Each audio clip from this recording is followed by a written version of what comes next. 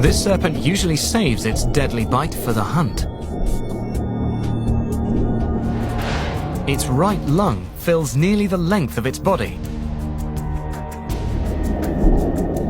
This enables it to dive 10 meters below the surface and stay submerged for at least half an hour as it hunts for fish and eels.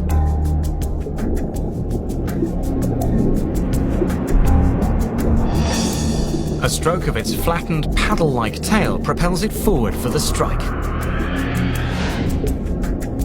Its small fangs don't inject large amounts of venom. Instead, the sea crate must latch onto the eel, ensuring it cannot escape.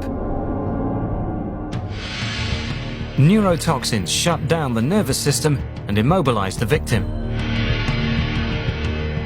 whilst myotoxins bind to muscle fibers, rapidly destroying them. The eel dies of suffocation.